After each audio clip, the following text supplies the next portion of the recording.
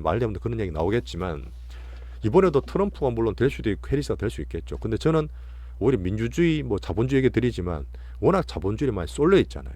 앞으로도 쏠림이 조금은 저는 완화될 거라 보기 때문에 민주주의 안정감의 해리스를 저는 개인적으로 살짝 바라고 있습니다. 그런 말씀드렸던 부분이고 미국 대선 이후도 너무 불안하게 보지 말자. 한번 얘기를 그렇게 드릴게요. 자, 올해하고 작년 그렇게 힘들게 했던 비관론들. 자, 미국은 리세션이다. 경착륙 하니까 확 부러진다. 끝난다. 뭐 이런 얘기 좀 들어갔죠. 예, 저 잘 연착륙하고 있습니다. 자, 2021년, 22년, 3년 시진핑 안돼 중국 망해 그레이 레노 뭐 화웨이부터 부동산 어떻습니까? 어쨌든 중국이 당장에 구조적으로 확 살아나질 않겠지만 이렇게 또 정부 부채가 낮은 중국이 정말 크게 QE, 중국판 QE, 중국판 양적 완화로 저는 표현하거든요. 그렇게 시장도 보고 있을 거예요. 망했습니까? 오히려 지금 또 정시는 급등하고 있죠. 정시는 경제 선행지수입니다. 그런 면로 마중물을 부으면서 정시 부양을 만들고 있는 중국이죠. AI가 둔화됐어요. 분명히 슈팅도 물론 아웃나 수급의 얘기도 드렸지만 AI 둔화 안 됐습니다. 계속 제가 B2B부터 B2C, B2G까지 말씀드리면서 어쨌든 미국의 성장과 돈들 빅수급들이 계속 들어가고 있잖아요. 캐펙스 계속 투자하고 있잖아요. 그런 과정에서 7, 8월달 힘드셨지만 우리나라가 반도체가 전 세계 1등이기 때문에 미중 싸우잖아요. 또 우리나라 힘들고 안 좋게 보는 기사도 많으시겠지만 또 어떻게 보면 대만과 우리나라 반도체는 더 갈 수 있는 거예요. 그때 말씀드렸죠. 한만 돈을 갖다 붓더라도 화해 됩니까? 반도체 굴기. 인텔 돼요? 안 되잖아요.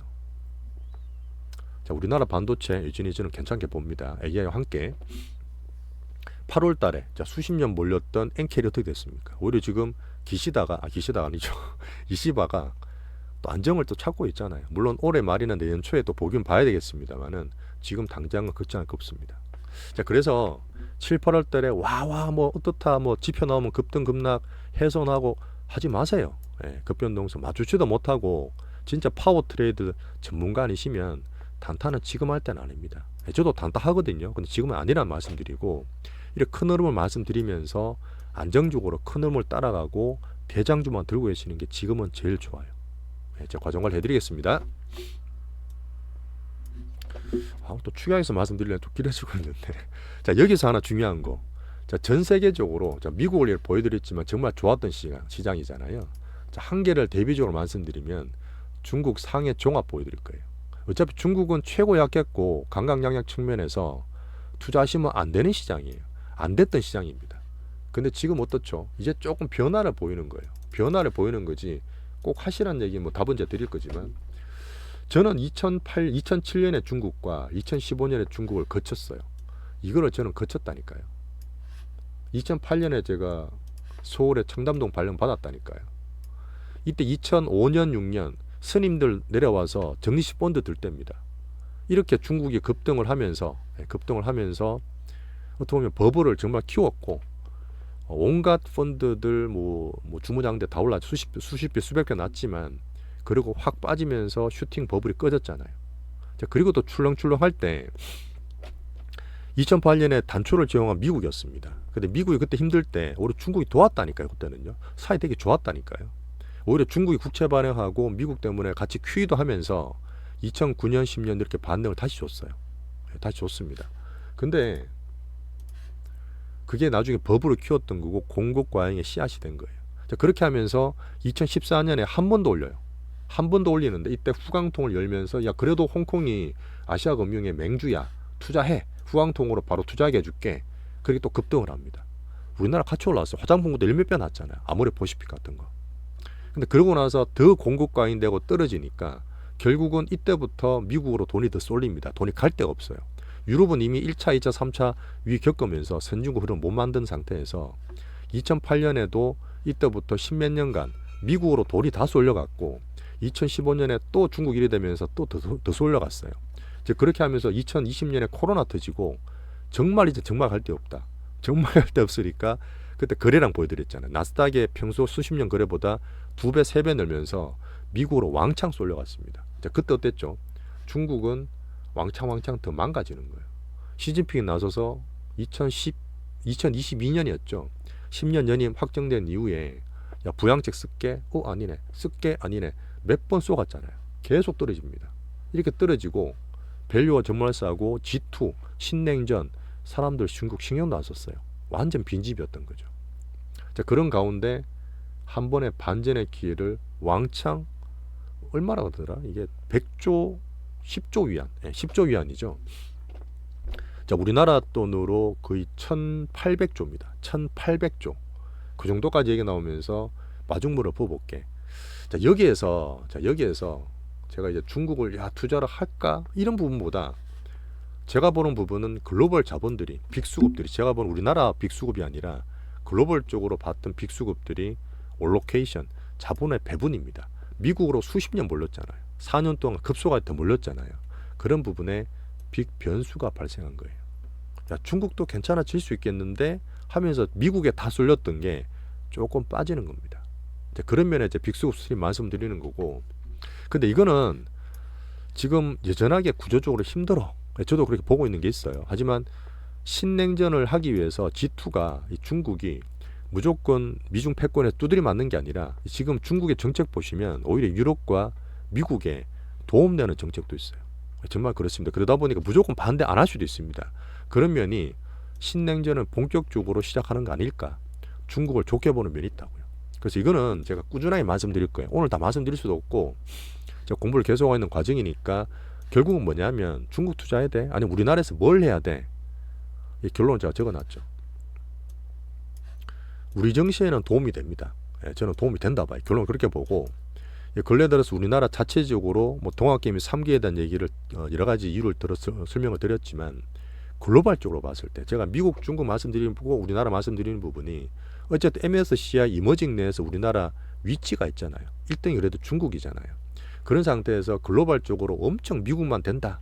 근데 서학개미 분들한테는 살짝 안 좋은 소식일 수도 있습니다. 하지만 급박한 건 아니니까. 이제 미국 1등이니까.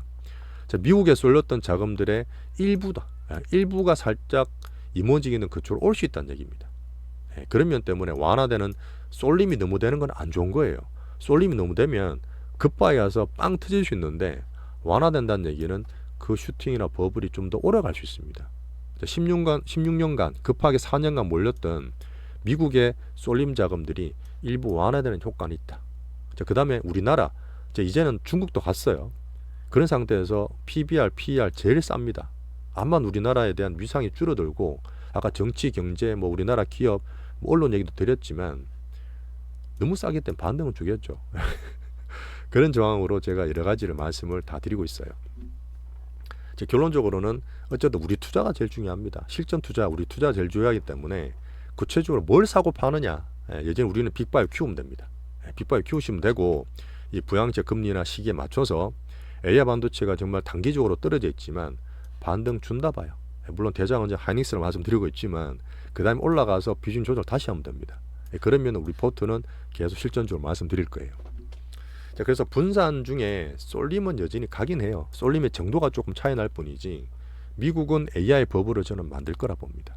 자, QE가 정말 안 좋았던 중국의 QE를 쓰면서 결국은 중국 수혜가 아니라 어쨌든 얘들은 내수와 자국 기업이에요. 그러니까 중국 주식 사면 얘들 종목 자국 기업을 사는 거죠. 그래서 중국 관련 수혜 테마는 여전히 저는 좀 안 좋게 보고 있습니다. 자, 그래서 국장 특장점을 살리면서 계속 우리 투자를 만들어가고 말씀을 드릴 거예요. 자, 오늘 이게 결론입니다. 자, 여기서 제가 중국 얘기를 좀 공부를 하고 정리를 하고 있는 과정인데 오늘 말씀 다 못 들어요. 너무 많습니다. 아직까지 그 정도 안 되고 해서 중국 얘기를 한번 정리한 이후에 따라 한번 소개를 시켜드려도 그렇게 할게요. 좀 정리하는 과정이고요. 자, 오늘 마무리는 이렇게 하겠습니다. 자, 중국이 올라와서 뭐 중국에 대한 미국에 대한 생각도 많으시겠지만 우리가 10년 투자를 표방하는 실전 투자는 자, 국제관계가 그래요. 국제관계 또 외교나 정치도 이게 또 들어보셨겠지만 여러 가지 이념이 있습니다. 뭐 신냉전이라는 게 사실은 사회주의와 어떤 자본주의의 싸움이잖아요. 아니면 어떤 그 산업국과 자본을 갖고 있는 원자재국의 싸움인데 이런 이념보다는 결국은 자국 이익이 최우선이에요.